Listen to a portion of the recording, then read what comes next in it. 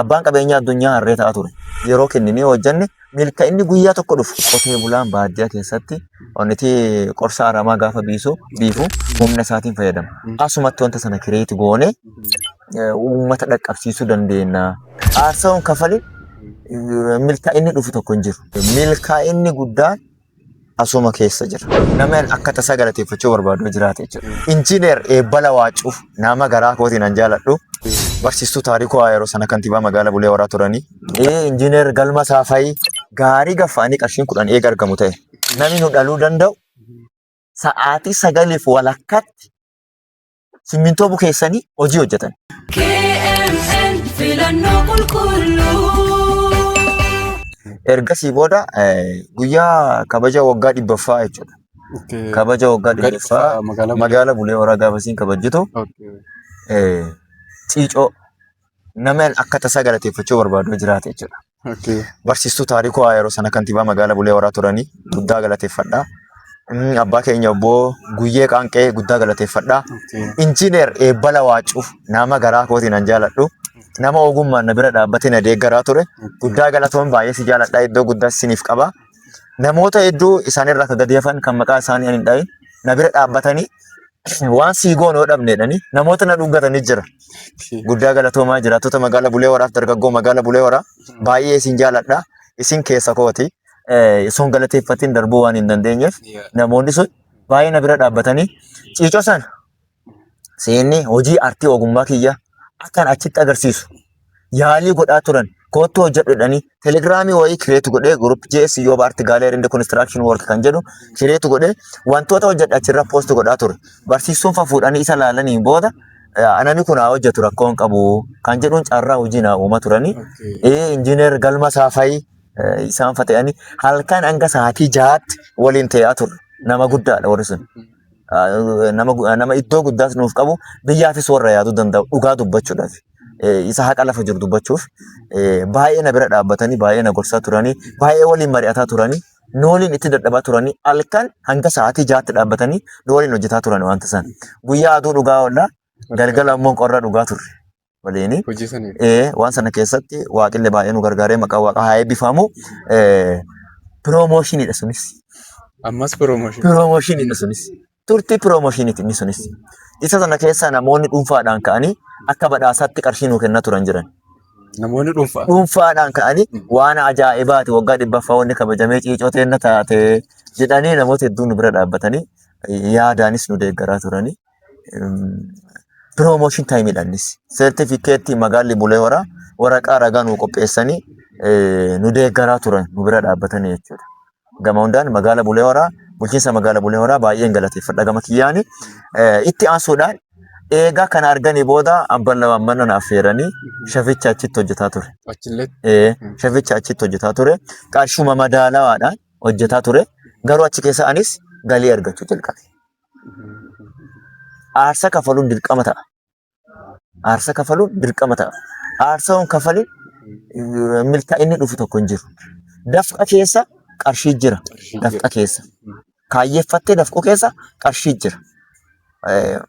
Hojiin karoora mataasaa barbaada.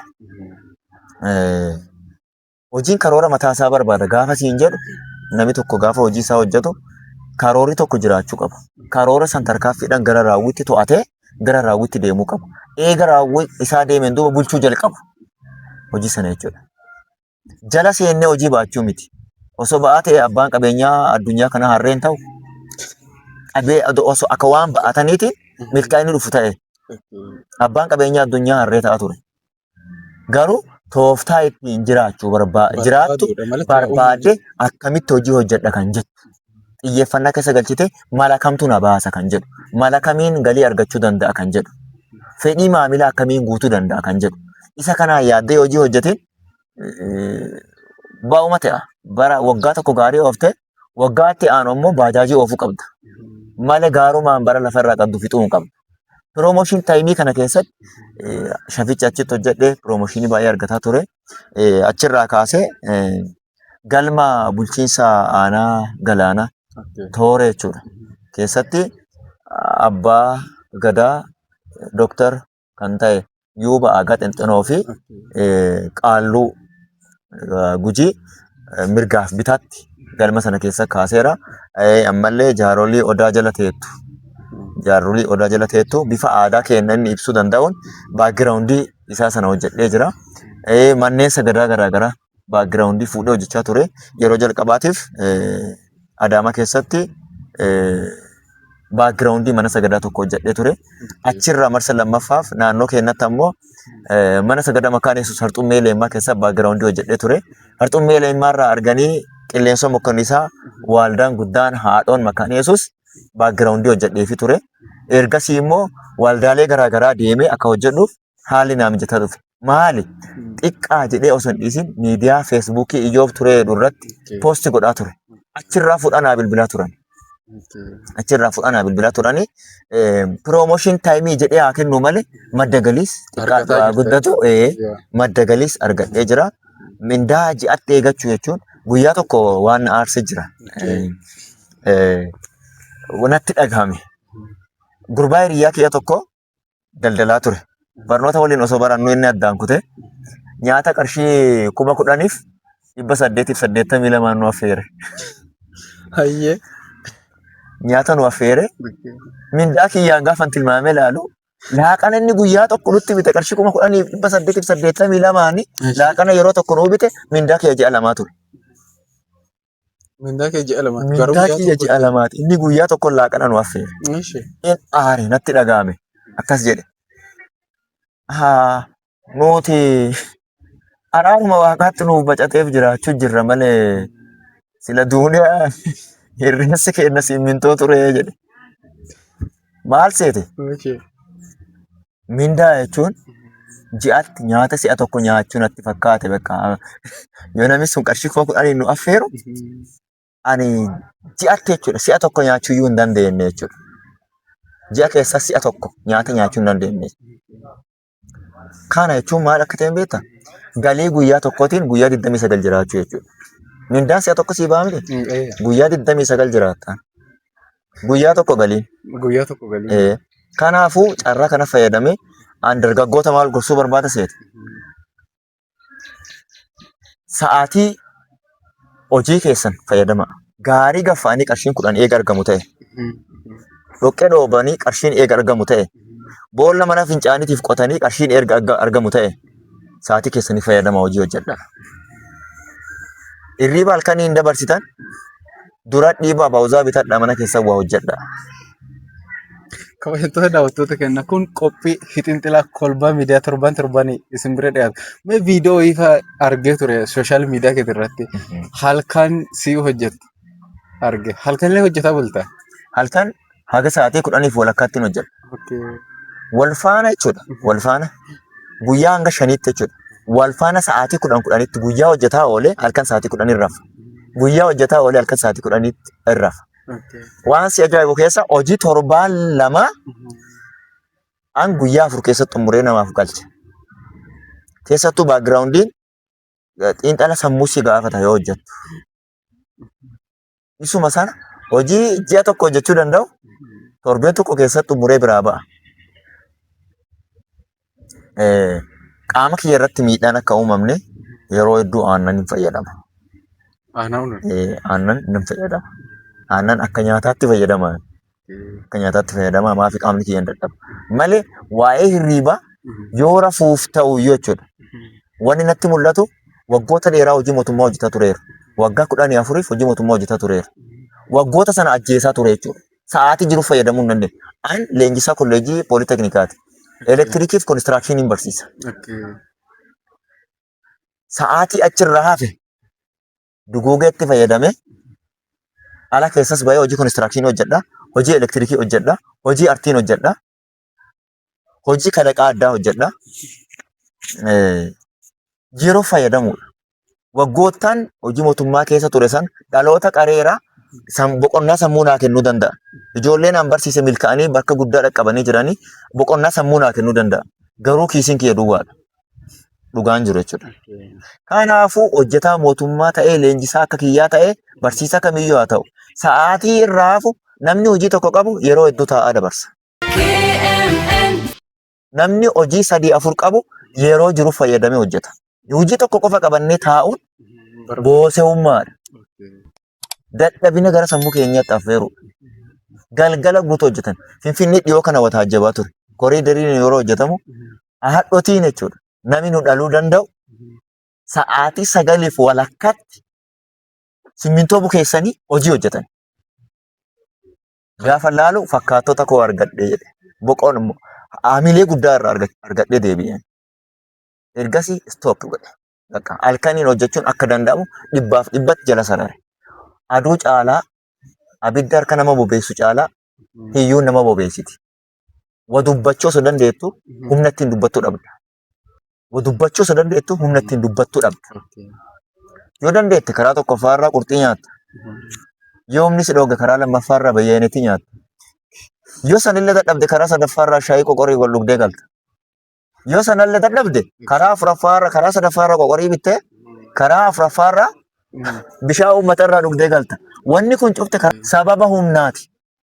Qurxii nyaachuu namichi danda'u humni dhoowwite karaa afuraffaarraa qoqorii sadaffaarraa bitatee afuraffaarraa bishaan uummatarraa dhugee mana isaatti gala. Kun cufti humna malee wanta waaqayyo nu dhoogge miti. Kanaafuu iyyummaa kana mo'uu hin barbaachisa taanaan halkan rafuun hin barbaachisu. Hojii sirrii hojjeta.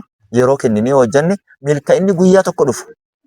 Jalqaba garuu si dhamaasuu naaf. Dhamaasuun isaa hafu. Nama wayittuu maal jedhe seeti? Hojii tooftaa yoo beekte በማንካ ሰጥቶ በአካፋ መቀበል ነው። tooftaa yoo beekte fal'aanaan kennite akkaafaadhaan fudhatta jechuudha. Tooftaa beekuu qabda jedha. Na gorsee ture namni suni. Kanaafuu milkaa'inni guddaan asuma keessa jira. Milkaa'inni guddaan asuma keessa jira. Yerootti kennine promote of goone dandeettii qabnu yoo baasne suuta jennee milkaa'uu dandeenya. Namoota hedduuf carraa hojii uumuu danda'u of keessa osoo qabu sababa humnaa waggoota dheeraa lakkoofsisaa tureera. Ammas humna qaba jechuu miti. Wanti hafe baay'eedha. Osoo deeggarame milkaa'ina guddaaf namoota hedduuf maddi biddeena isaanii uumamuu danda'a jedhee yaada. Sababni isaa ani dhiyeenya kana mana 14 ampuulii ofii kootiif kireeti godhe. Ampuulii ifu jechuudha. Kireeti godhe namoota afiidhaa ture mana isaaniitti jechuudha. Elektirikaalii isaa ifu moo? Isuma ifu sana jechuudha. Isuma ifu sana hojjedhe bifa faaya aadaatiin hojjedhe namoota afiidhaa ture. Tajaajila kenne mana 14 siin jedhaa jira. Instaaleeshinii ofii hojjedhe achii booda ampuuliillee kireeti godhe kalaqe jechuudha. Kan namatti bareedan bareedinni isaanii kan adda ta'e faaya garaa garaa kan qaban hojjedhee namootaaf maxxansaa ture dhiyeessaa ture.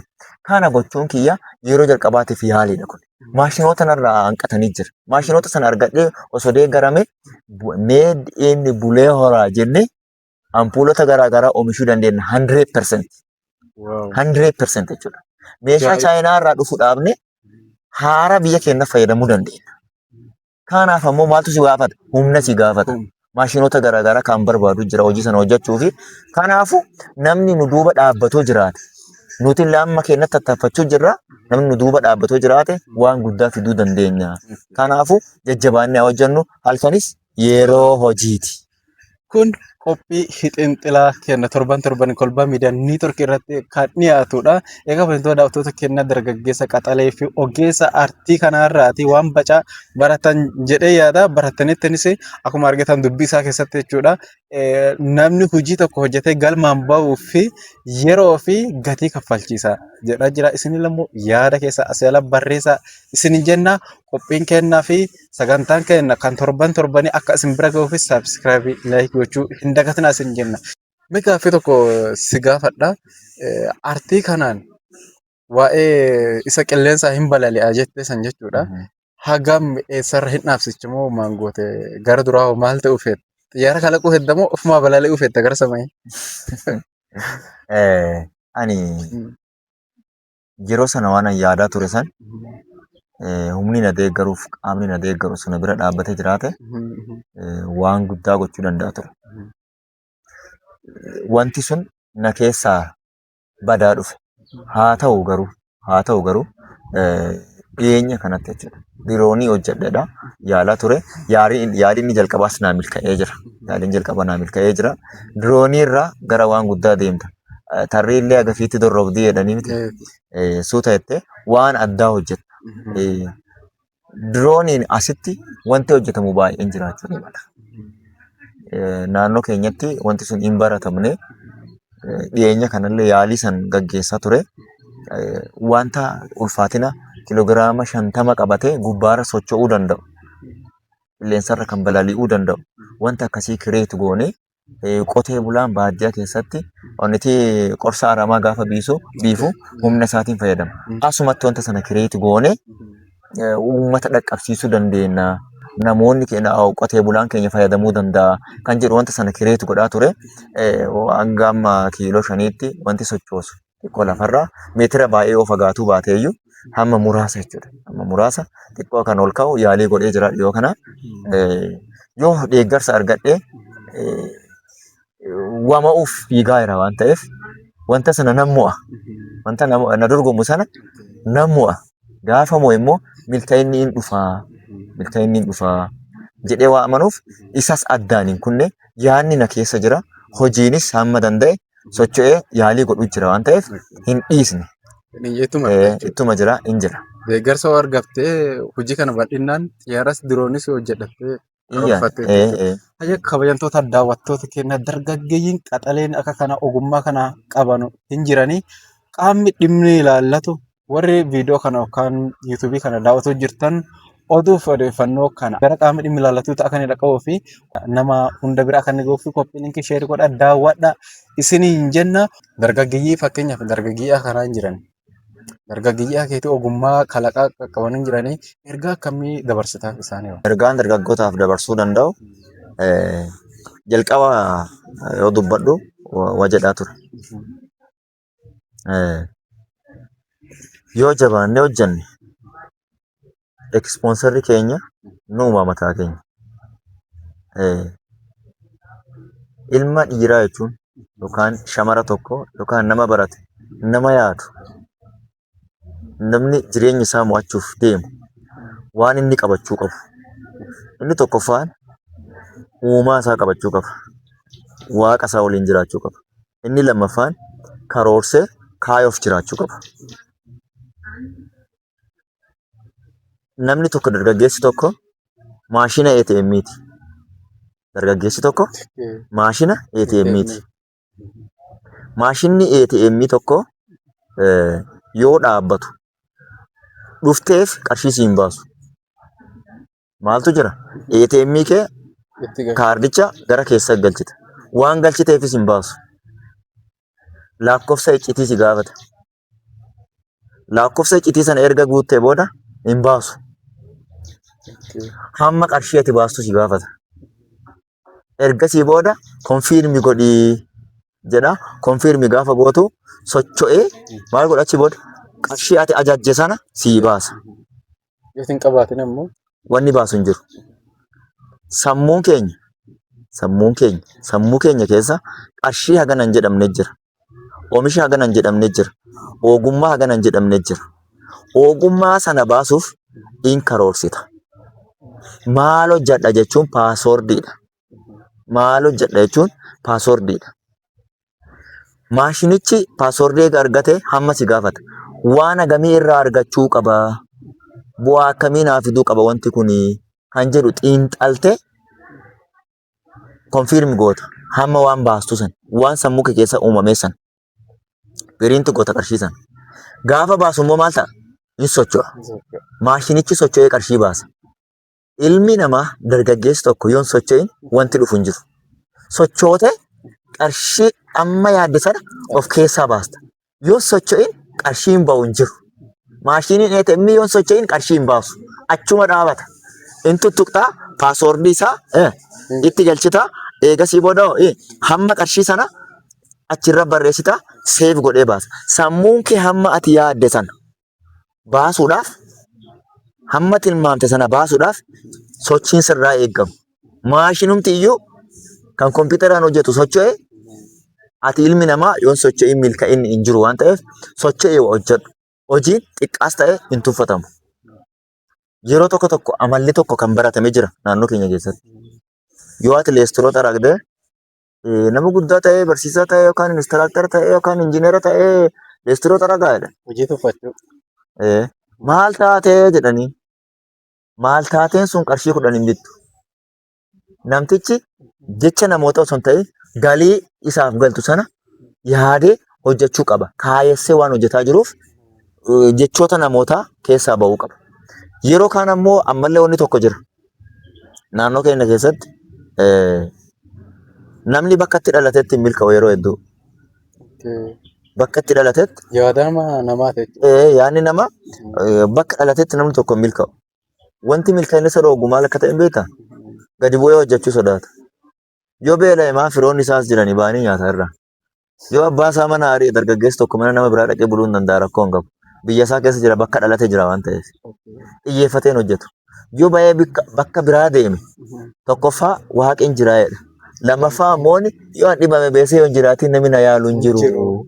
Kanaafuu firaan qabu firri kiyya amma beesee jabaadhee beesee tana qabatuu qaba jedhee gad bu'ee hojjetee gaarii dhiibee leestiroo xaragee kana kaan hojjetee asuma achi bu'ee beesee san qabachuuf tattaaffata. Kanaafuu yaada nami maal naan jedha jedhu keessaa ba'aa hojii hojjedhaa. Hojiin tuffii hin qabu. Hojiin tuffii hin qabu. Milkaa'inni ammoo si'a tokkoon akka bokkaa dhagaa hin roobu.